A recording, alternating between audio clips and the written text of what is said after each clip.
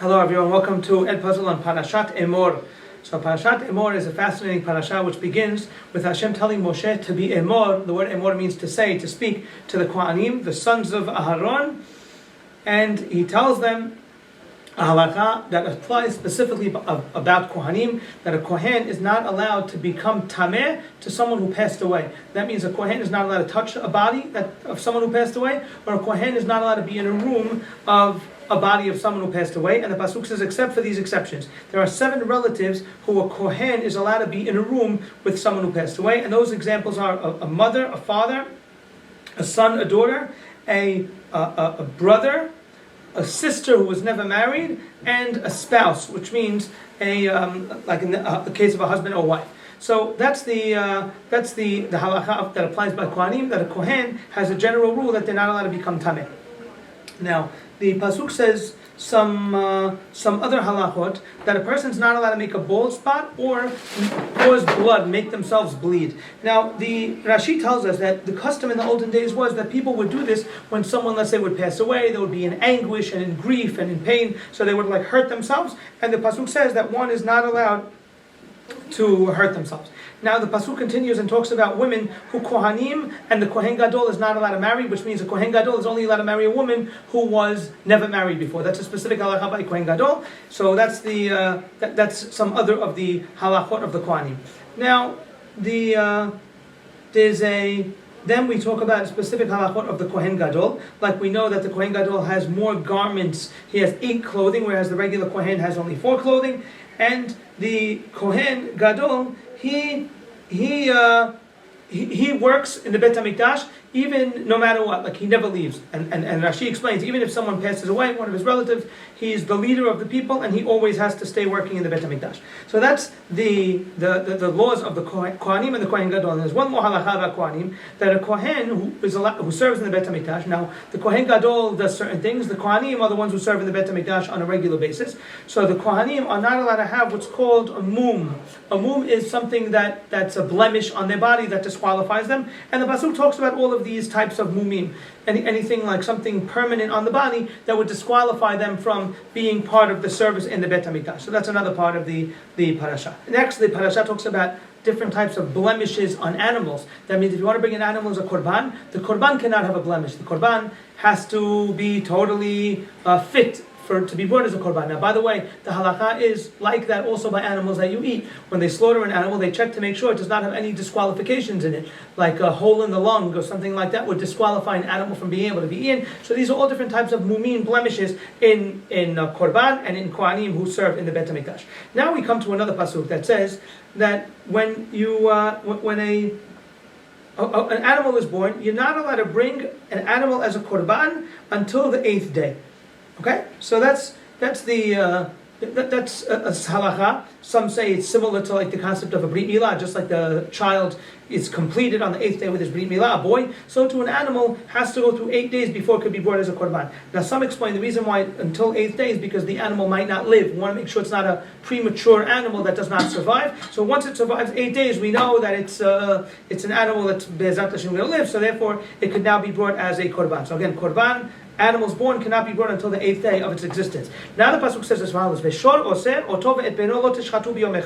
there's a fascinating halakha here that still applies today. If you have an ox or a sheep, you're not allowed to slaughter the mother and the son on the same day. Now, let's say you slaughter, you have a mother gave birth to a son and you want to eat this animal. So you slaughter the mother, you're not allowed to slaughter the son.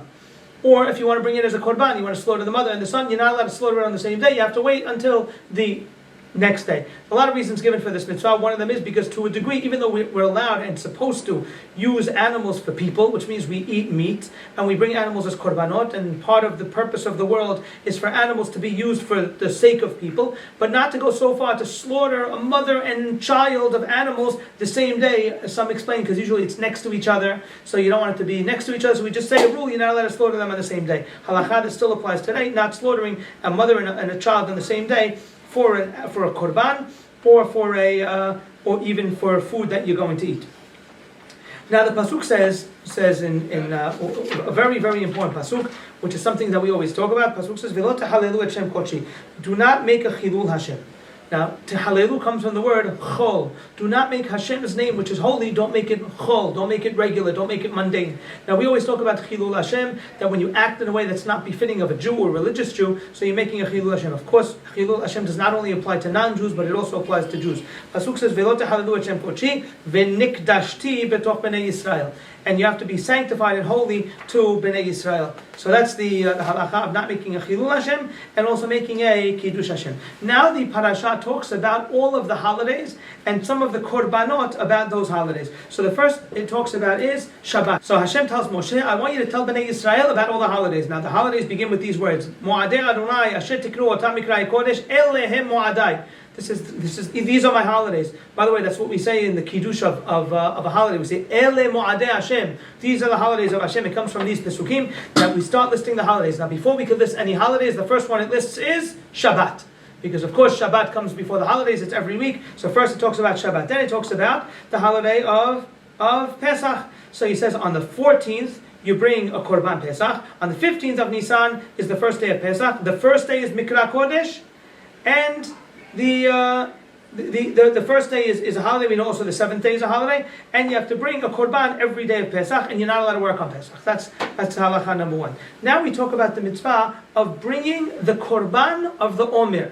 Now we know we count the Omer, but what is the korban of the Omer? So what happens is as follows: Hashem tells Moshe, when you come into Eretz Yisrael, this specifically applies to Eretz Yisrael, and you cut your harvest, which means you're going to cut your barley. Now we're going to see that the Omer is brought out of barley. So what you do is you cut the barley and you bring it to barley korban to Hashem. Now what they do is first they wave it. It's called in halakha tenufa. Tenufa is they take the korban and they wave it in all directions.